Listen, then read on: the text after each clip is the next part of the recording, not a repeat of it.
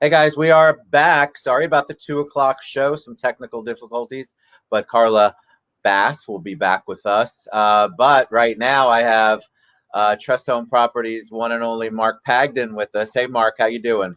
Hey, I'm good, Ted. Thanks for having me. I'm very excited to have you. So I love it when I meet a new friend and we get to know each other, which we did a little bit before we went live. And I love this topic, no sugarcoating, because I'm a big believer in transparency and get rid of the BS. But before we dive into that, let's learn a little bit about you. Give us some origin story. Well, as you can tell from my accent, I'm an original English gent from the north of England in Sheffield. I used to be a CPA for years over there.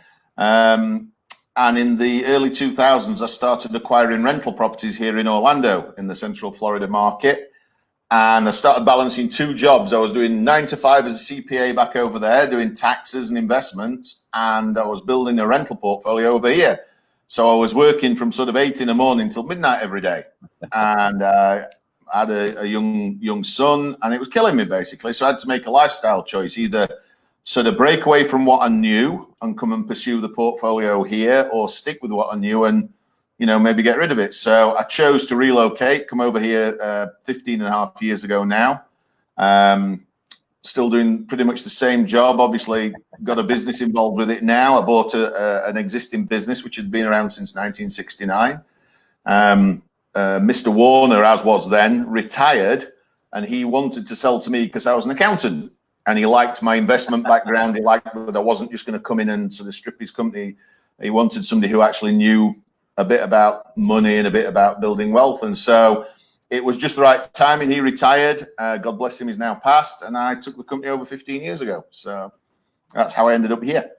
Tell me I'm always curious because I love vacation home portfolio building clients, especially from the UK. I love to hear their stories. What was your impetus for choosing Florida? Was it just the weather? Was weather number one, or did you really eventually?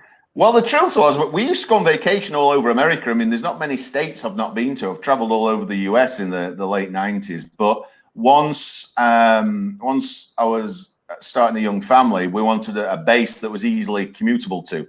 So everyone says, oh, did you come for Disney? The truth is no. It was nothing more than Virgin Atlantic flights were dead easy and dead direct from where we live.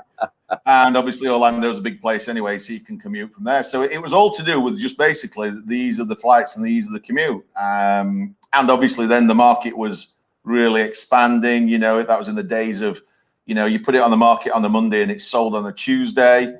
Reunion was going ballistic, made some money down at Reunion and their development. But one thing that is different about me to most people is I don't work in the short-term vacation market. I did for a little while. I had a couple of properties, but I got rid of them because I saw the market turning. So unlike most Brits and people who come over here, I don't get involved with the vacation stuff. That's way too much trouble and hard work. So tell people the difference, because I think when people think of UK investors, immediately they go to short-term rental, buying out somewhere, Reunion, Disney. What's the difference with what you do?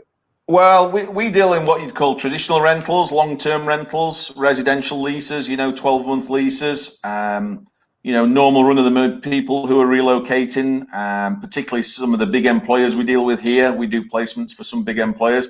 So especially now, it's hard work, the short-term rental guys. I know some people involved with it. I don't know how they do it, because it's a vending machine mentality, I need my dishwasher cleaning. Get someone here 10 minutes later. It didn't used to be like that. So as the world has moved on and the expectations have become more crazy, that market has become more and more specialized. And likewise, our market has become more specialized. And that's some of what we will talk about today is, your traditional landlord, the guy who just wants to get a couple of properties and rent his properties. It's not as easy as that anymore. Especially the COVID, it's accelerated. It's been like a catalyst. So, there's been a big divergence in the markets. And as I say, I had 3 properties in short term. I got out while I could. I wanted rid of it. I wanted my life back. So tell me about the no sugarcoating it. Before we went live, we talked a little bit about how you're going to share some of the things that you're seeing in the market, which I think was part of the impetus of you having that no sugarcoating it approach. Where does that come from? Where I'm from in the north of England, Most people meet people from London. They speak more softly. They drink beer that's flat and has no froth on the top. I'm from up north. We're a bit tougher, a bit harder, got a more harsh accent.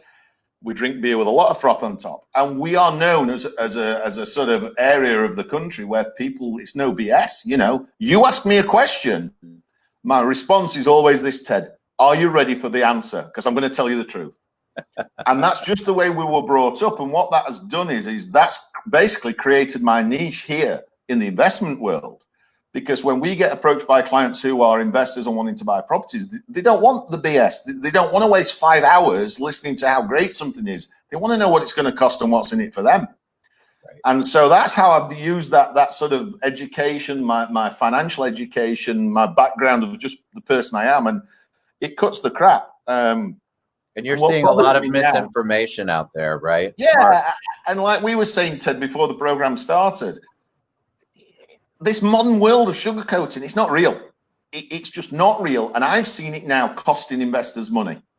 And it's pissing me off, quite honestly, because it doesn't need to be that way. You know, people need to just be straight with folks. What are you seeing that's really got you? Like, what are some of the things that you're seeing that you're like, I can't believe that's actually happening? So this was last week's head slap, and I'm famous for doing that, by the way. If you look on my YouTube channel, you'll see me. I do a lot of that, and because it gets attention. But so we've got this guy from Belgium. Actually, he's bought this property, 1957 property, paid 200 grand for it, and he comes to us and he says, "Oh, you know, I've got this property. Can you look after it for me? Can you rent it? You know?" And I said, whoa, who's told you to do this? Oh, well, it's 200 grand. I told my agents I've got a budget of 200 grand, and they've told me I'm going to get this rental and I'm going to do that. And oh, it's easy. It's great. So happy. So after we'd found out that we couldn't get it insured because the property's 1957, the piping's like the original piping. No insurer would touch it. And the roof's 30 years old.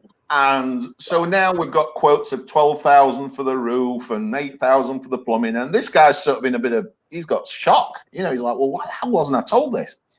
I said, well, you should have been told, because we would never have told you to buy this property. So he said, yeah, but I can afford it. Why is not somebody not saying to that guy, yes, it's in your budget, but this ain't what you need to do? Because now that sugarcoating, that dream that this agent's told him, it's going to cost him 20 odd grand day one, just to get in. It's bad for the industry. It's bad for the consumer. The consumer really trusts, because I'm sure you have people that have to put all their trust in you. TrustHome Properties. All right, so I'm a little slow today, Mark, but you have to have that.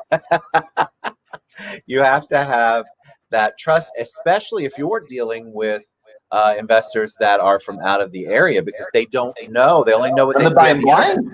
They're buying blind. Yeah. And so they have to be able to trust you. And what you're saying is that, of course, you all make sure that they are buying the right property that makes sense and there's no giant surprises around the corner for them. These people are buying what is in effect their second biggest purchase ever, because the primary residence will usually be the first that you deal with, and then they'll go and buy the investment property. It's always the second biggest purchase. But this dream that they're sold, it is not true. And what really gets to me is, in our industry, we meet a lot of owners who you come across, well, I've been told this, I've been told that. People are just afraid to tell them the truth because they want to sell them this sugar-coated candy cane perception to win the business. And then what happens is they come to guys like me who've been in the business a long time, and we've been around and we've seen the problems, and they say, can you bail me out? Can you get me out of this mess?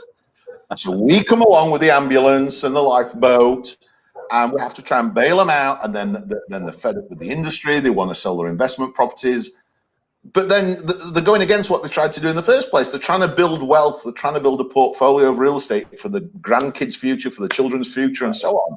But they get so disenfranchised because they've been told the wrong story from the front. And it's just like the mortgage business, like your business. You know, some deals you can do, some you can't. Just tell people. I don't know why people don't choose to tell. The thing I always used to get angry about was, why are you burying your head in the sand? Why don't you just tell the consumer you can't do this, or this is how this looks, instead of waiting and letting it build, and then they're even more angry. Or maybe there could have been a fix if you didn't just sit there and allow it to happen. on your dime. What do you see on the COVID side? How did that impact you? And then what are you seeing us coming out of the lockdown? Well, when the COVID hit, I've got to be truthful. I was like panicking. I was like, oh my God, what's going to happen? You know, people are losing their jobs. And the sort of 3 months that have gone by, in month one, we were at like 92, 93% rent receipts. So we did really well. The month after, May, we were at like 90, 91. And at the moment, we're at 88, 89. We've seen this month be harder than the other two. We've seen the investment market just stop. Basically, no one's buying. All the deals are on hold. There seem to be a lot of fence sitters hoping that the prices are going to drop, but we're not seeing that. What we're actually seeing is now we're seeing multiple bids on properties, and it's as busy as it's ever been for those properties that are getting deals on them.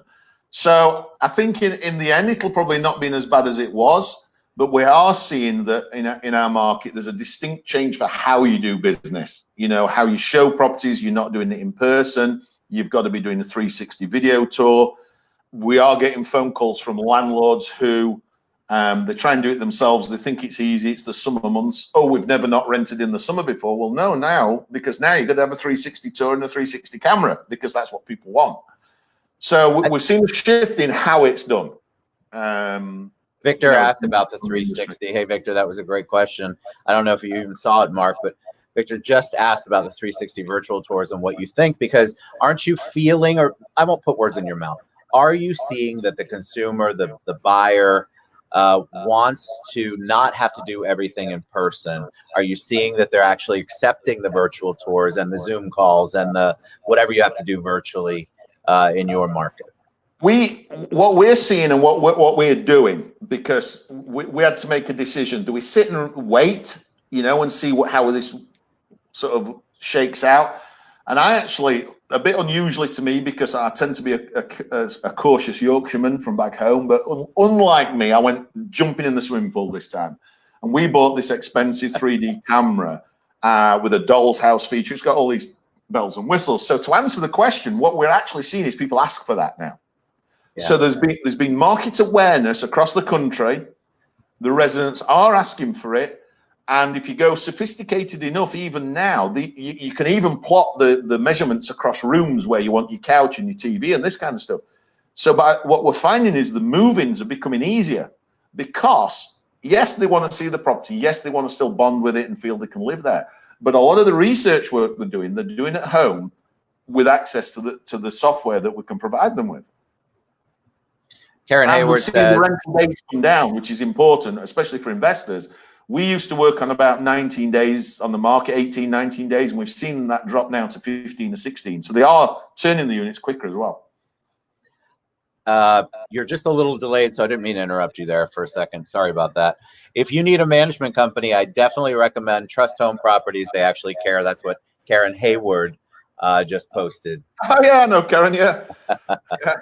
What's the actual rental property management life like for you now with COVID? Are you all fully automated? Are you seeing more people going, you know what, I might want to turn it over to a rental to a property management company, whereas in the past they may have tried to do it on their own? What we're seeing is you're still dealing with humans. Right? It's as simple as that. You're dealing with unpredictable humans. And when I meet new clients or when I meet investors and landlords, and I say to them, the one thing we cannot control is behavior. We can try and educate them. We can try and corral them and funnel them and give them rules and regulations. But at the end of the day, if somebody loses their job, they're going to rip your cabinets off the wall. They do. We are seeing these landlords try and cut corners and try and do it, a lot cheaper. They always want to do it cheaper. And what they don't understand is the biggest thing that we try to work on is if we can get a good qualified tenant paying their rent on time with as little vacancy as possible, then the landlord's costs are diminished greatly. But what a landlord's opinion is that fees for a company like us are way over the top. Fees for repairs are way over the top. And they look at it almost upside down when really what we're trying to do is we're trying to get somebody in that property paying rent, because every day that goes by, it's like a little ticker going tick, tick, tick, tick, tick, $60, $60, $60, $60, like that, And this is what I tell folks, you know. When I first sit down with people, I say, how much is it going to rent for? Well, it's going to rent for so-and-so. Okay, so let's work out what 1 day vacancy is going to cost you. So all the other things now, let's relate it. And I just think people are scared to tell them that, quite honestly, Ted. I think I it's a agree. I think it's a fear, right? They get afraid to speak the truth. What are you seeing on one of the things that I've started to see right before COVID was there were a lot of real estate agents who were focused on primary homes, like on single family homes. They were deciding that they wanted to be property managers, that they wanted to. So having had a property management company before, and by the way, guys, if you don't have one, I think it's the best money ever spent, and Mark did not pay me to say that. It's just, anyway, so that's for a whole nother topic. But what are you seeing? I saw people starting to shift, and the first thing I could think of was, wow, you've never done this before. Why are you going to all of a sudden be the expert at that? Well, yeah, and it's my big bugbear because every real estate agent now wants to be a property manager. And I mean, I'll be honest with you, and Ted, I'm sorry if I'm talking out of turn, I call them crack addicts, the drug addicts. And the reason I call them that is because what they do is they get in the business, they get a little bit of income every month, $100 here, $100 there, and it adds up to $1,000. Then they get reliant on it. And so they're like crack addicts. They need that $1,000 every month. Irrespective of whether they're doing the job, irrespective of whether they're managing the property effectively, irrespective of that, they need that money. So they get in the business. Nowadays, often they're not geared up for it because they've got to have all these cameras, you've got to have the systems, you've got to have the technology and the rent collection online and everything like that. But they won't let go. And they won't come to proper people like us who are very specialized and say, hey, you know what? It's just too much for me. They hang on. What happens? The natural evolution is then that the owners get frustrated and they get pissed off because they're not getting the service they thought they were getting. They come to us, but they've been with this agent who didn't know what he was doing, charges them bottom dollar fees, maybe even a $50 fixed fee because that gets business. Then they come to us and it's like, hang on a minute, it's not as simple as that. Nope. And so we are always mopping up the crap that's left behind by other people, and they expect you to do it for free. Of course. So we're seeing a lot of people come in our industry, particularly the last 2 or 3 years. The Orlando market's got flooded with inexperienced people who are property managers. And I'll tell you now, they've never been to court. I've spent 15 years going to court and never, touch wood, lost a case on behalf of an owner because we do it right. We prepare the files right. And people don't know it's one of the most litigated areas of the law in the state of Florida is landlord-tenant stuff. There's lawsuits all over for the smallest things. Yep. This backstreet attorney is going to try and get $1,000 out of you just for sending a letter, scaring you. It's what you do there. It's so complex. There's a lot of moving parts to what you all do. So if someone wants to talk to someone who's no BS, transparent, no sugarcoating, either about the rental market, the landlord market, the investment market, the foreign investor market, whatever, what's the best way for them to reach out to you, Mark? Well, I mean, the first thing is have a look at our website. I mean, it's going across your screen. They can give us a call on our office number, 407-250-4800. And I do get a lot of people ring me who are not clients. And I do not mind. I mean, we do this thing where I give them a 30-minute teleconference call, no obligation, because I'm into the industry. I live it. I'm passionate about it. I want to talk about it. I want to get people on the straight and narrow. I will help them if they've got problems. But what I hate to see is these guys who dig themselves in the hole and then they try and get you to get out of it, and it could have been avoided. And there's so many things that they don't need to sugarcoat. They don't need to just say, oh, that's good and this is wonderful and that's nice, cherry on top. No, I don't mind turning business away if it's crap business. And if it's a problem, I'll tell them and I'll say, don't buy that house. Don't do that repair. It's a waste of money. Don't put this tenant in because these are the red flags. That's the other thing. If they're not experienced, they don't see the red flags that we see. Tenants, everything. What if you don't have the right screening? You don't have the right, there's so many things that can go wrong on the tenant side. It's the best. If you are an investor of any kind, to me, it's the best money you could ever spend is having somebody that you trust take care of that part of your portfolio. We did an analysis, Ted, on fees and across industries. So you go to your attorney, you're going to pay them what, 350 bucks an hour, something like that. CPA is probably a bit cheaper, 250 bucks an hour. Your yard guy, they'll charge you 100 bucks for 4 visits a month. You're paying them what, $25 an hour.